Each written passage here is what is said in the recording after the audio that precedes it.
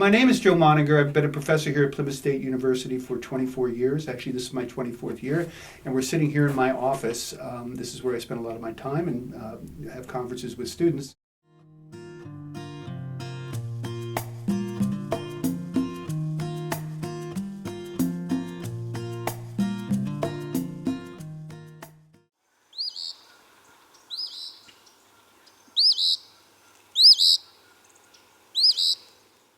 So this story starts actually with the sound of a phoebe.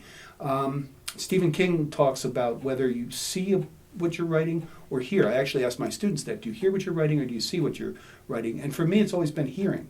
So this novel started with the sound of a phoebe, with the idea of a phoebe making its noise, which I love, and is kind of a harbinger of spring returning. And so that's how I started. And once I had that, and I had a woman who happened to be living on a dairy farm, and she's walking out her door, and she's hearing a phoebe, well, then I'm set in New England, and then I have to keep asking myself, well, what else would she do?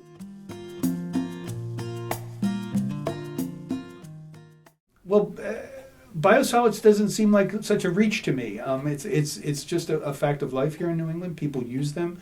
The university has had them up here. I'm good friends with the horticulturalist. He's always had a relationship with the different entities that could provide him things. It enriches the soil. It's a good product. We have to do something with it.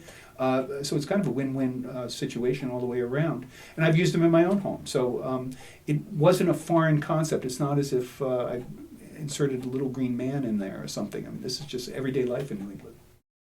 So I'm just going to read a brief section where the first ever mention of biosolids in the history of literature. And this is when Ben, who is the grandfather and the father to the man who's injured, is speaking to the woman, the lead character who's down in Washington, and they're talking about what happened that day on the farm.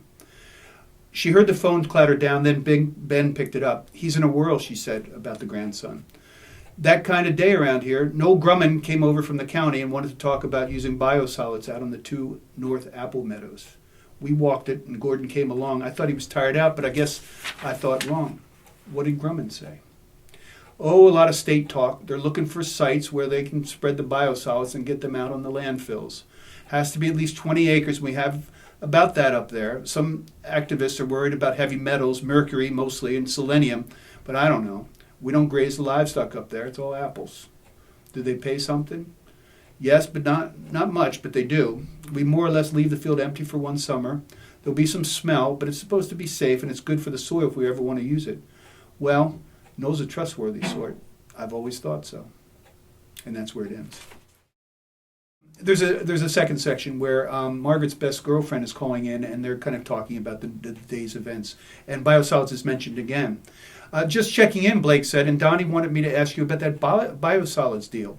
He thought he might be able to use it on a field he has under contract up to the Davidson's place. Emmett Davidson? The one and only. That northern pasture? I guess you know better. Grandpa Ben put down the nut and bolt he was fiddling with and pulled a rag out of his back pocket. He wiped his hands.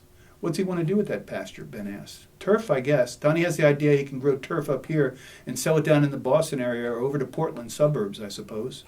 Well, people from Boston will buy just about anything. That's so? It's what I hear, Ben said, giving her a dry smile. But the biosolids might work on the Davidson place. It would make the turf grow pretty thick. That's what Donnie was thinking. He figures it's free fertilizer. There's a lot of that around here. You guys doing okay? Is Gordon getting excited for Margaret's return? And then it drops off there. Well, Joe, thank you very much for sharing your story with us and your time. I, for one, really enjoyed reading it, and I appreciate that you write about wonderful things that happen here in New England with farmers, and I especially appreciate that you mentioned biosolids in your book. My pleasure. My pleasure.